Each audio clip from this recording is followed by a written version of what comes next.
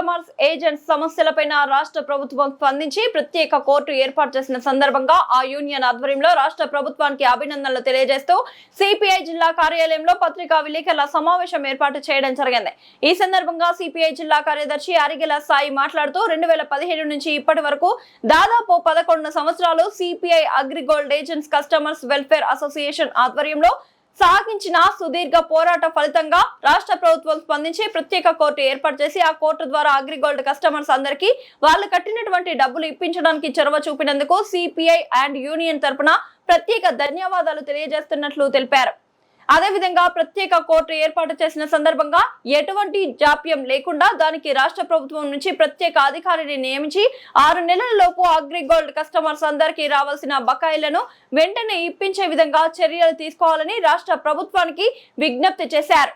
గతంలో చంద్రబాబు నాయుడు ప్రభుత్వంలో 200 కోట్ల రూపాయలు, జగన్ ప్రభుత్వంలో 700 కోట్ల రూపాయలు ఇచ్చినప్పటికీ దాదాపు 7,000 కోట్ల రూపాయల అగ్రిగోల్డ్ కస్టమర్స్ నుంచి ఆ సంస్థ వసూలు చేసిందని, మన రాష్ట్రంతో పాటు 4 రాష్ట్రాల్లో ఈ సంస్థ వ్యాపించి 16,000 ఎకరాలు ఈ కస్టమర్స్ కట్టినటువంటి డబ్బులతో కొనుగోలు చేసిందని, వాటన్నింటిని ప్రత్యేక కోర్టు ద్వారా సమీకరించి కస్టమర్స్ కి రావాల్సినటువంటి నగదును ఇప్పించే విధంగా చొరవ చూపాలని వారు విజ్ఞప్తి చేశారు। అగ్రిగోల్డ్ బాధితుల సమస్యలపైన సిపిఐ జాతీయ కార్యవర్గ సభ్యులు ముప్పాళ్ల నాగేశ్వరరావు గారి నాయకత్వంలో పట్టు వదలకుండా అగ్రిగోల్డ్ ఏజెంట్స్ కస్టమర్స్ తరపున పోరాటం చేసినటువంటి సిపిఐ పార్టీకి ఆ యూనియన్ నాయకులు ప్రత్యేక అభినందనలు తెలియజేశారు। పై కార్యక్రమంలో యూనియన్ జిల్లా గౌరవ అధ్యక్షులు దామ అంకయ్య, జిల్లా కార్యదర్శి రామదాసు, కోశాధికారి సుబ్రహ్మణ్యం, సిపిఐ జిల్లా సహాయ కార్యదర్శి నందిపోగు రమణయ్య, జిల్లా కార్యవర్గ సభ్యులు మధు, యూనియన్ సభ్యులు దాదాపు 50 మంది వరకు పాల్గొన్నారు। జిల్లా పార్టీ కార్యవర్గ సభ్యులు కూడా అందరూ ఉన్నారు ఈరోజు ఈ ప్రెస్ మీట్లో। వాస్తవం ఏంటంటే ఈ ప్రెస్ మీట్ ఏర్పాటు చేయడానికి కారణం ఏంటంటే ఇటీవల జిఓఎంఎస్ నెంబర్ 120/26 మొన్న జూన్ నెలలో ఇచ్చిన జిఓ రాష్ట్ర ప్రభుత్వం అగ్రిగోల్డ్ డిపాజిటర్స్ యొక్క కేసుల పరిష్కారం కోసం స్పెషల్ కోర్టు ఒకటి ఏర్పాటు చేయడం జరిగింది।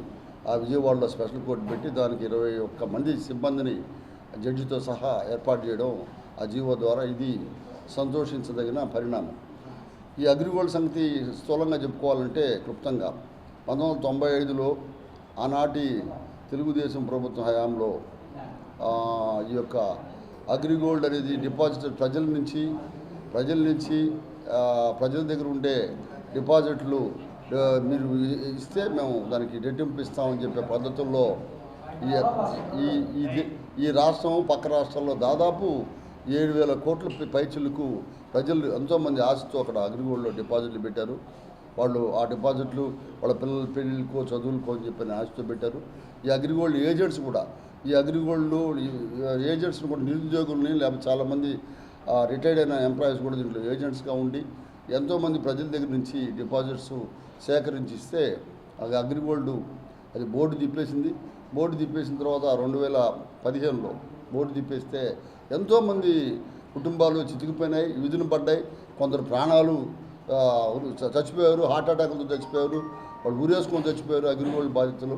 అదేవిధంగా ఏజెంట్స్ కూడా వాళ్ళ యొక్క డిపాజిట్లు పెట్టిన వాళ్ళ దగ్గర ఏజెంట్స్ కూడా మాటలు పడి వాళ్ళ ఇళ్ళ మీద వీళ్ళు దాడి చేయడం, ఎందుకంటే వీళ్ళు ఏజెంట్స్ కూడా తెలియదు।